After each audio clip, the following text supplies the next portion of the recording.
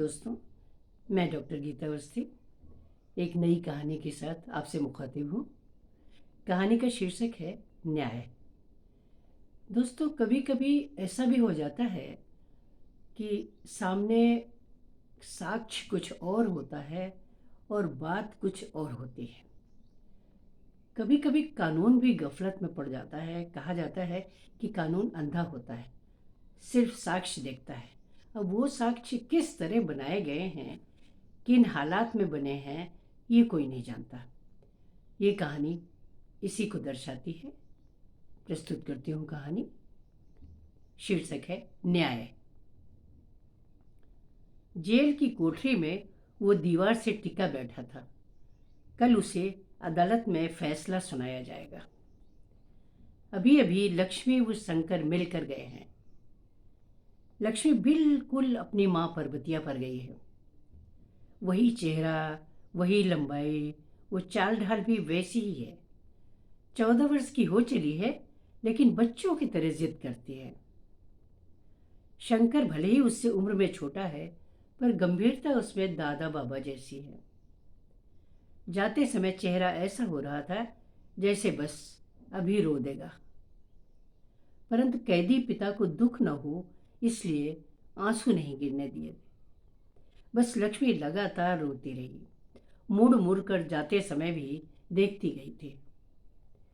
लक्ष्मी का रोता हुआ चेहरा देखकर उसे 15 वर्ष पहले की पर्वतिया याद आ गई थी।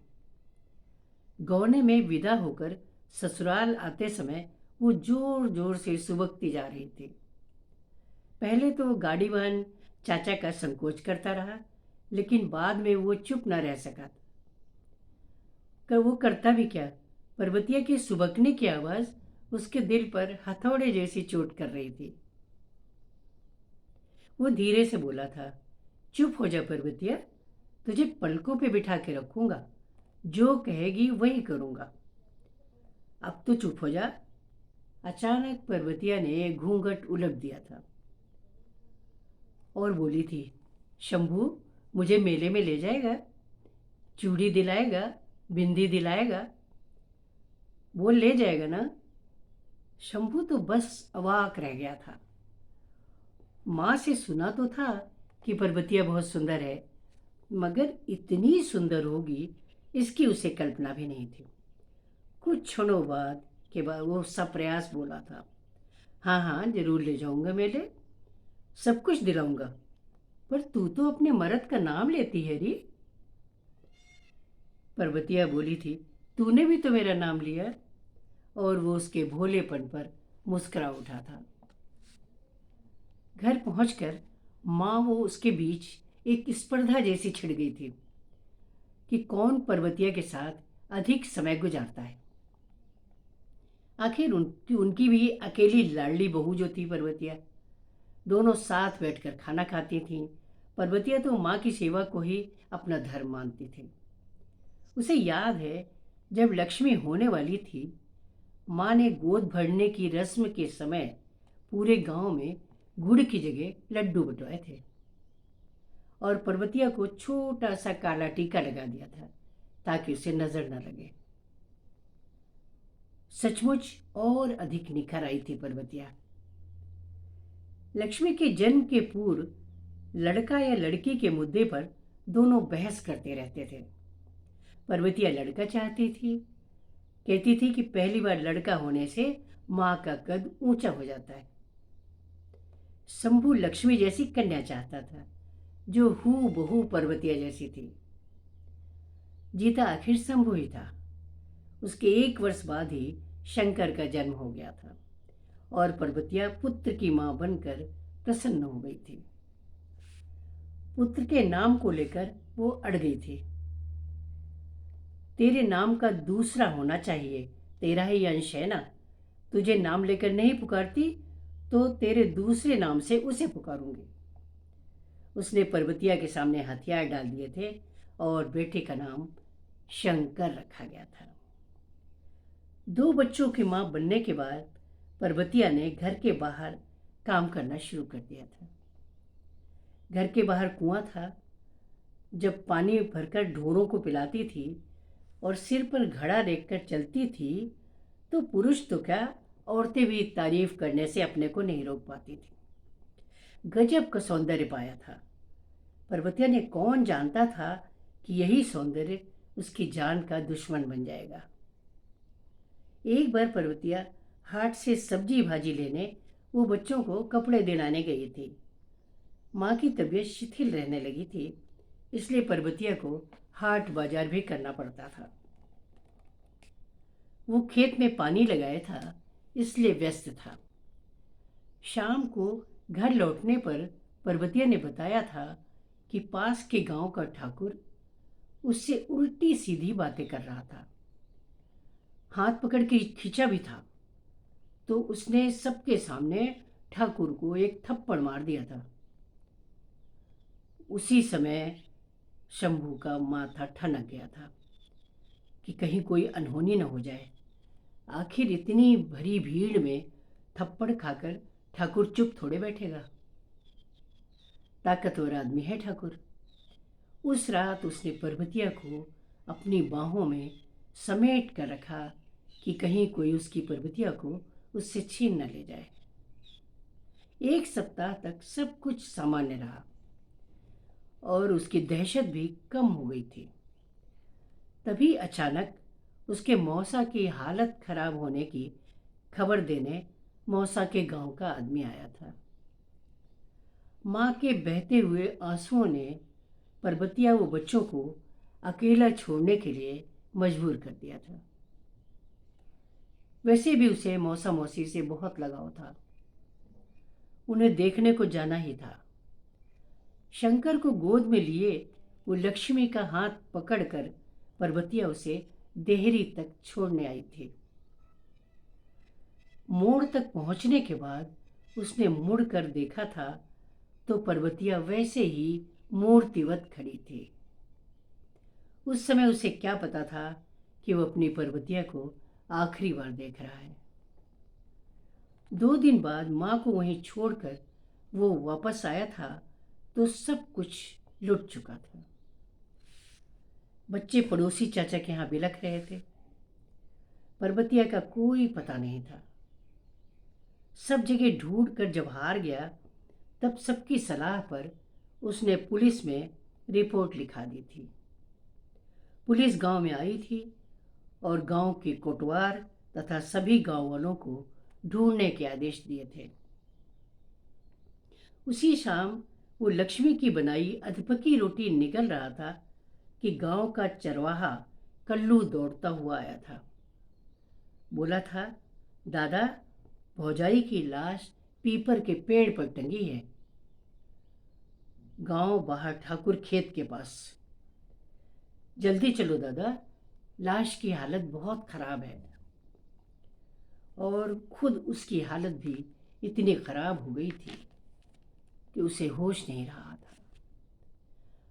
वहां जाकर तो वो चक्कर खाकर गिर ही गया था।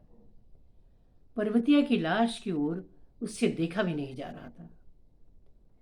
फिर तो बस वो यंत्रवत देखता रहा था।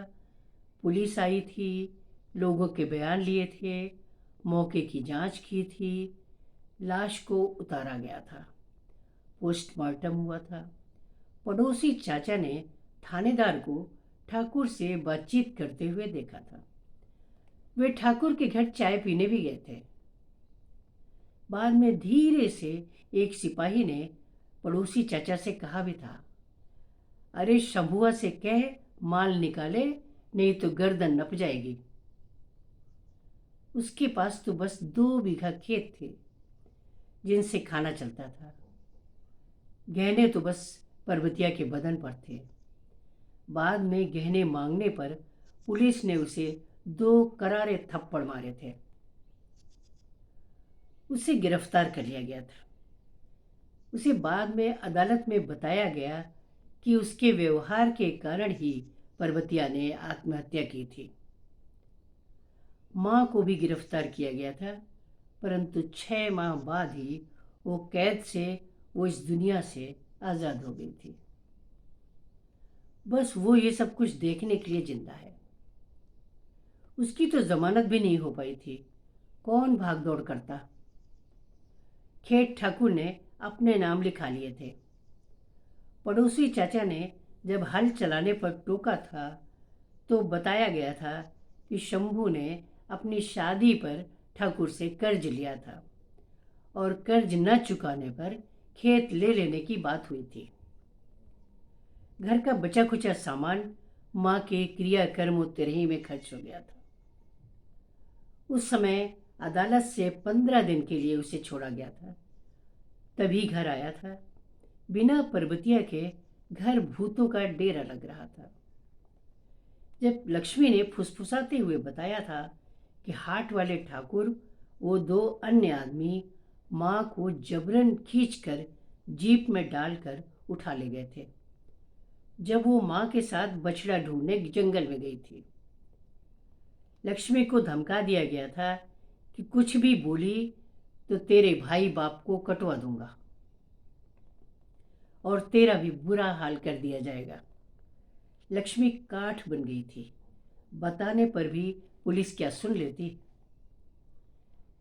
चलते समय दोनों बच्चे चिपक कर रोने लगे थे। उसने पड़ोसी चाचा के हाथ जोड़े थे और उन्होंने शंभू का कंधा थपथपा दिया था। बस एक घर बचा था तो बच्चों को रहने का ठिकाना मिल गया था। बच्चे समझदार थे तो चाचा पर बोझ नहीं बने थे। गांव में ही मेहनत मजदूरी करके काम चला रहे थे। लक्ष्मी कूटने पीसने का काम घरों में कर देती थी और शंकर खेतों में काम कर लेता था।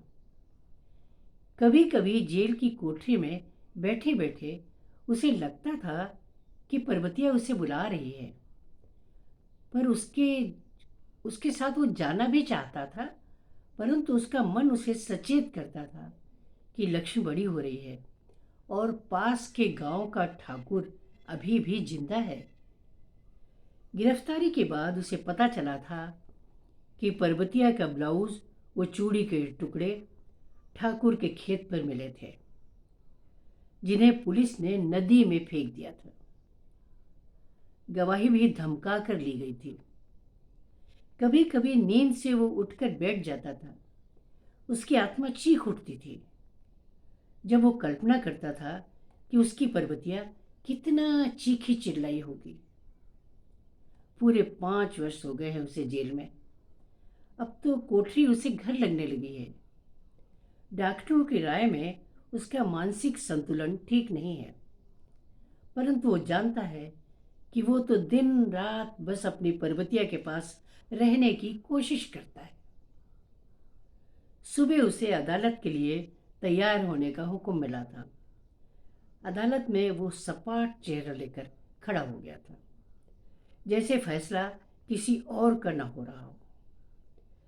जज साहब ने उसे निर्दोष माना था और उसे छोड़ दिया गया था। घर जाते समय वो अपने आप को अजनबी महसूस कर रहा था।